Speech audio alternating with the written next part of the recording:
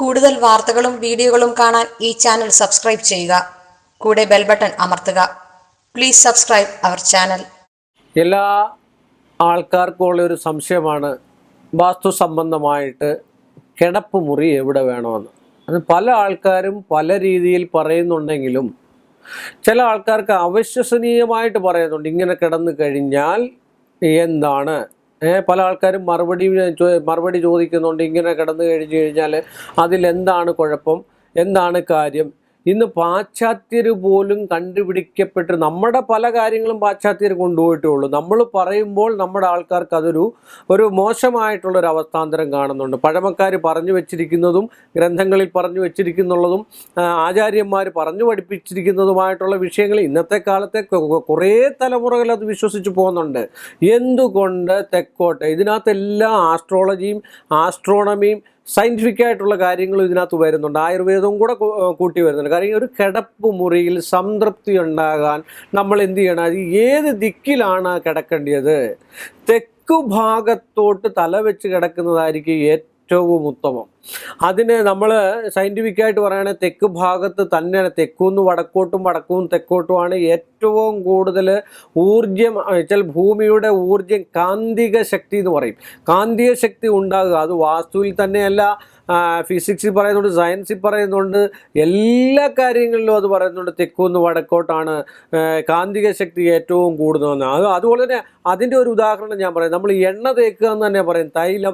തൈലം തേക്കുക അല്ലെങ്കിൽ തൈലം പുരട്ടുക എന്നാണ് പറയുന്നത്. തൈലം ആരും തിരുമാറില്ല, വലുതായിട്ട് തിരുമാറില്ല, പുരട്ടത്തേ ഉള്ളൂ.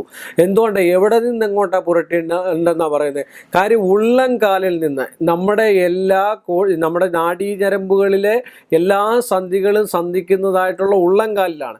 ഉള്ളംകാലിൽ നിന്ന് ചെവിപ്പുറകിൽ വരെയാണ് നമ്മുടെ നാഡീനരമ്പുകൾ സഞ്ചരിക്കുന്നത്. അപ്പോൾ നമ്മുടെ ശരീരത്തിലെ രക്തചംക്രമണത്തിന് രക്ത ഓട്ടത്തിന് ആ പ്രഷറിന് അല്ലെങ്കിൽ ബ്ലഡ് പ്രഷറിന് ഒരു സ്വഭാവമുണ്ട്. കാര്യം എങ്ങോട്ട് ഇത് സഞ്ചരിക്കണമെന്നുള്ളത്. അപ്പോൾ നമ്മൾ സാധാരണ ഒരു ഉറക്കം മനുഷ്യർക്ക് പറഞ്ഞിരിക്കുന്നത് എന്താണെന്ന് ചോദിച്ചാൽ എല്ലാം മറന്ന് ഒരു സ്വപ്നങ്ങൾ പോലും കാണാതെ മറ്റു ദുർവിചാരങ്ങളൊക്കെ മറന്ന് സ്വസ്ഥമായിട്ട് കിടന്ന് സന്തോഷത്തോടു കൂടി കിടന്ന് മനസ്സിനെ ഉണർത്തുക.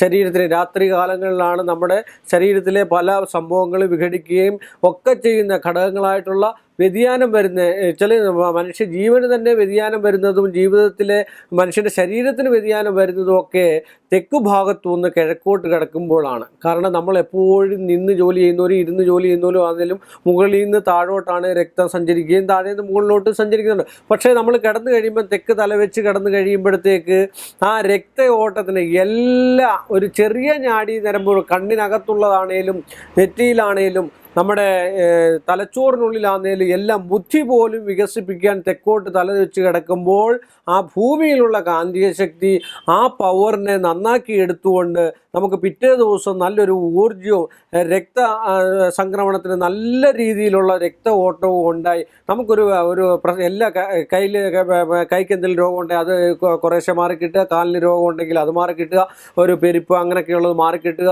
അത് രക്തഓട്ടം ഇല്ലാത്തതുകൊണ്ടാണ് ഇതൊക്കെ ഇങ്ങനെ മട്ടിൽ ഇങ്ങനെ നിൽക്കുന്നത്. ചില തലച്ചോറിന് പോലും ഗതിവിഗതികൾ തിരിച്ചുവിടാൻ തെക്കോട്ട് തലവെച്ചാൽ കഴിയുമെന്നാണ് വാസ്തു സംബന്ധമായിട്ടുള്ള ആചാര്യമതം. അപ്പോൾ അതുകൊണ്ട് എപ്പോഴും തെക്കോട്ട് തലവെച്ച് വടക്ക് ഭാഗത്തോട്ട് കാല് വെച്ച് കിടക്കണം. തെക്കോട്ട് തലവെക്കുന്നതിന് മറ്റൊരു ഇതും കൂടെ ഉണ്ട്. കാരണം എന്താ വെച്ചാൽ സൂര്യൻ ഉദിക്കുന്ന കിഴക്ക് ഭാഗത്തോട്ടാണ്. കിഴക്ക് ഭാഗത്തു നിന്ന് ആണ് സൂര്യൻ ഉദിക്കുന്നത്. അപ്പോൾ നമ്മൾ തെക്ക് ഭാഗത്ത് തലവെച്ച് കിടന്നാൽ വലതുഭാഗം തിരിഞ്ഞ് എഴുന്നേൽക്കുമ്പോൾ ആ വലത്തോട്ട് തിരിഞ്ഞ് എഴുന്നേൽക്കണമെന്നും ആഹാരം കഴിച്ചു കഴിഞ്ഞ് കഴിഞ്ഞാൽ ഇടതുഭാഗം തിരിഞ്ഞ് കിടക്കണമെന്നൊക്കെ പറയുന്നതിന് ഓരോ യുക്തിയും ബുദ്ധിയും ഒക്കെ നിറഞ്ഞാണ്. ശരീരത്തിന് ഉന്മേഷവും പകർത്തി നമ്മുടെ ഏറ്റവും വലിയ സ്വത്തെന്ന് പറഞ്ഞാൽ ശരീരമാണ്, അല്ലേ? അത് കഴിഞ്ഞിട്ടേ ഉള്ളൂ ധനം. ശരീരം ഉണ്ടെങ്കിലേ ധനമുള്ളൂ.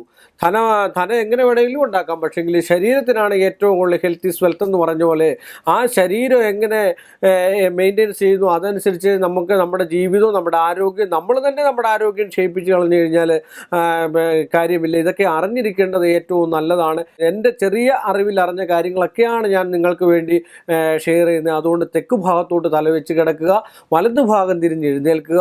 കിഴക്ക് സൂര്യൻ ഉദിക്കുന്നിടത്തോട്ട് തന്നെയാണ് വലതുഭാഗം തിരിയുമ്പോൾ അത് തന്നെയല്ല, വടക്കു ഭാഗം എന്ന് പറഞ്ഞു കഴിഞ്ഞാൽ സപ്തർഷികളുടെ ഭാഗമാണെന്നാണ് പറയപ്പെടുന്നത്. അപ്പോൾ ആ സപ്തർഷികളുടെ എഴുന്നേറ്റിരിക്കുമ്പോൾ സപ്തർഷികളുടെ അനുഗ്രഹം കൂടെ നമുക്കുണ്ടാകുകയും ഒരു ദൈവിക ചൈതന്യം, ഒരു ഭക്തിസാന്ദ്രമായിട്ടുള്ള ദൈവിക ചൈതന്യം നമുക്ക് ഒരു ഒരു അനുഭൂതി ഉണ്ടായി നമുക്ക് എഴുന്നേൽക്കാനും നല്ല പ്രവൃത്തികൾ അന്നേ ദിവസം ചെയ്യാനും നമുക്ക് കഴിയുമെന്നാണ് എൻ്റെ വിശ്വാസ്യത. കൂടുതൽ വാർത്തകളും വീഡിയോകളും കാണാൻ ഈ ചാനൽ സബ്സ്ക്രൈബ് ചെയ്യുക. കൂടെ ബെൽ ബട്ടൺ അമർത്തുക. Please subscribe our channel.